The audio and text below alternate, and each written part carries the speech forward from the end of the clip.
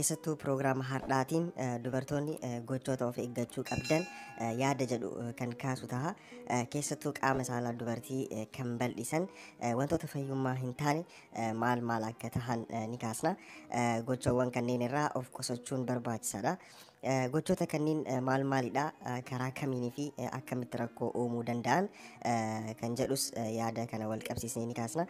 Keessattuu karaa lamaan qoodnee ni ilaalla. Dubartoota dubrummaa qabdan irratti akkamitti rakkoo uumuu akka danda'uu fi akkasumas dubartoota dubrummaa hin qabne irrattis akkamitti rakkoon kun uumamuu danda'a kan jedhu ni kaasna. Gochawwan qaama saalaa bal'isuu danda'an bal'inaan ni kaasna.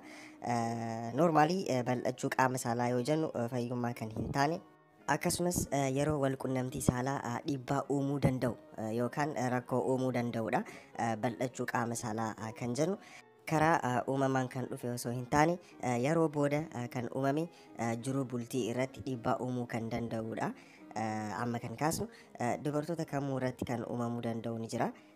Karaa lamaan yoo ilaalle kan dura de'umsa wajjin wal qabatee ulfa wajjin jechuudha. Kan lammaffaa immoo umrii wajjin wal qabateedha. Kun egaa yeroo baay'ee kan jiruu fi kan uumamuu danda'udha. Akkasumas fayyummaadhaas kuni jechuudha. Garuu kan har'a laallu gochoota yookaan gochoowwan miidhaa fiduu danda'anii fi akkasumas qaama saalaa bal'isuu kan danda'an gochoota kanneen irraa of qusachuu akka qabdanii fi qophii kana kan isiniif qabdee dhufe.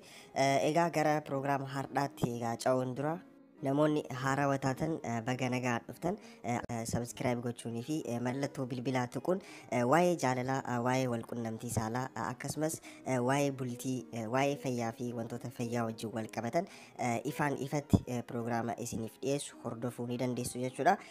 Namoonni na jajjabeessitan hedduutu akka isin galateeffachuun barbaada. Gaafii qabdan, yaada qabdan komentii jalatti barreessaa. Namoota biroofis sheer gochuu hin dagatinaa.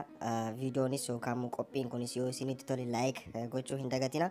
Gara qophii har'aatti dabarraa. Gochoowwan kunniin karaa lamaanii bal'achuu qaama saalaa kan fiduu danda'an. Tokkoffaa tishuuwwan irratti dhiibbaa fiduudhaani. Lammaffaa immoo dhangala'oo naannoo qaama saalaa irratti argamu akka yeroo isaa eeggatee hin dhufne taasisuudhaani. Egaa tokkoffaa kan tishuuwwan irratti rakkoo uumuu keessatti dubartoonni dubrummaa qabdan dhiira tokko wajji osoo wal qunnamtii raawwatiin yookaan wal qunnamtii saalaa hin raawwatiin gochawwan amma kaasu kanneen yoo raawwatan bal'achuu qaama saalaa isin mudatuu danda'a. Gochawwan kanneen keessaa split exercise kan jedhamee waamamudha. Egaa exercise kun keessattuu mudhii gadi qaamni hedduu stretch akka ta'u ni taasisa. Keessattuu tishuuwwan yookaan immoo maashaaleen naannoo sanitti argaman hedduu stretch kan godhudha exercise kun.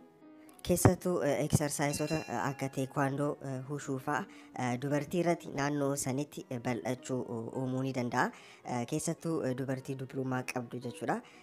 Kanaaf dubartoonni exercise akkanaa dalagdan split exercise jechuudha. Bal'achuu naannoo sanitti uumamuu ni danda'a.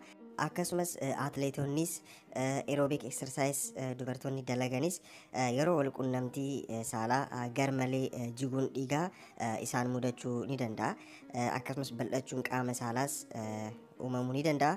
Kanaaf kanneen osoo wal qunnamtii saalaa hin raawwatiin bal'achuun qaama saalaa isaan mudachuu ni danda'a jechuudha. Kan dubartoota saayikilii oofan akkasumas horse ride guluffii fardaa akkasumas jiimis kan dalagan jechuudha. Yeroo baay'ee osoo dubrummaa qabaatanii bal'achuun qaama saalaa isaan irratti kan uumamuu danda'anidha. Warroonni amma asii ol kaasne kanneen jechuudha. Kanaaf karaa kanaan rakkoon uumamuu ni danda'a. Gochoota yookaan immoo exercise kanneen dalaguun bal'achuu qaama saalaa biratti keessattuu dubartii dubrummaa qabdu irratti uumamuu ni danda'a. Gara dubartoota dubrummaa hin qabnetti gochoowwan qaama saalaa bal'isuu danda'an ni ilaalla. Gara kanatti dabruun dura dubartoonni dubrummaa qabaatanii fedhii wal qunnamtii saalaa ofiin of gammachiisan harkaan ta'uu danda'a. Waan biraatiinis ta'uu danda'a. Bal'achuu qaama saalaa isaan irratti uumuu ni danda'a yookaan immoo guutumaan guutuutti ni uuma. Kanaaf of eeggachuun barbaachisaadha. Dubra dubrummaa hin qabneetis ofiin of gammachiisuun yeroo hundaa rakkoo bal'achuu itti ni uumama. Keessattuu public floor muscle tishuuwwan naannoo san irratti dhiibbaa uumuudhaan jechuudha. Kan biraa yeroo baay'ee infekshinii garaagaraatiif dubartiin saaxilamtu rakkoo kanaaf deebitee saaxilamuu ni dandeessi. Rakkoo qaama saalaa bal'achuu jechuudha. Infekshinoonni kunniinis karaa garaagaraatiin ni uumamu. Garuu karaa ofiin of gammachiisuudhaan yeroo baay'ee ni dhufa. Kan biraa ulfa addaan kutuunis daayirektilii isa wajjin wal qabatu baatus karaa biraatiin dhiibbaa fiduu ni danda'a. Kunis maali garmalee jiginsi dhiigaa uumame sun dhiibbaa fiduu ni danda'a. Kunis rakkoo gadaamessarraa uumameen bal'achuu qaama saalaa fiduu ni danda'a. Kanaaf ulfa addaan kutuun bal'achuu qaama saalaa irratti dhiibbaa ni uuma. Akkasumas yeroo dubartii dubrummaa qabdu irra qofa osoo hin taane kan hin qabne irrattis eksarsaayisa reef kaase ispiliitii fi jiima naannoo mudhii gadii yeroo baay'ee fleksibel godhuu fi stireech godha. Guyyaa hundaa dalaguun daayirektilii bal'achuu qaama saalaa ni fida. Eksarsaayisa kan fedhe haa ta'u dalaguun hedduu takka bareedaadha. Ni gorfamas. Garuu guyyaa hundaa naannoo mudhii gadii dalaguun yookaan immoo naannoo mudhii gadii san stireech godhuu fleksibel godhuun sun rakkoo ni uuma. Rakkoo keessattuu bal'achuu qaama saalaa uumuu waan danda'uuf darbee amma fakkeenyaaf torbaanitti yeroo 4 eksarsaayisa kan dalagamu yoo ta'e qoqqooduudhaan naannoo mudhii gadii guyyaa tokko guyyaa 2 torbaanitti yoo dalagame bareedaadha. Eksarsaayisa qaama biraa immoo baay'isanii dalaguudha. Kanaaf eksarsaayisa kamuu dalaguun hedduu takka ni gorfama bareedaadhas. Garuu guyyaa hundaa naannoo mudhii gadii ispiliitii garaagaraa jiimii garaagaraa guyyaa hundaa dalaguun hin barbaachisu jechuudha. Kanaaf kanneen irraa of qusadhaa. Akka salphaatti hin ilaalina. Rakkoo bultii gara fuulduraa qabaatan irratti rakkoo guddaa dhiibbaa guddaa uumuu waan danda'uuf sirriitti of qusadhaa jechuun barbaada. Egaa gara dhumatti kan laallu sirna nyaataa sirreessuudha. Keessattuu hammi istiroojiinii qaama keessa akka hin baay'anne eeggachuun barbaachisaadha. Mallattoolee hammi istiroojiinii qaama ishii keessa baay'achuun mul'isu naannoo harmaa dhiita'uu, dafee nyaata ol deddeebisuu, gogaa isii irratti dhiita'uu, walqunnamtii irratti guutumaan guutuutti fedhii dhabuun, dhukkubbii mataa. Egaa kunniin mallattoolee hammi istiroojiinii qaama keessa baay'achuudha. Kanaaf nyaata istiroojiinii hedduu of keessaa qaban soorachuu dhabuudha yookaan soorachuun hin barbaachisu. Kunniin rakkoo qaama saalaa bal'achuu ni fida.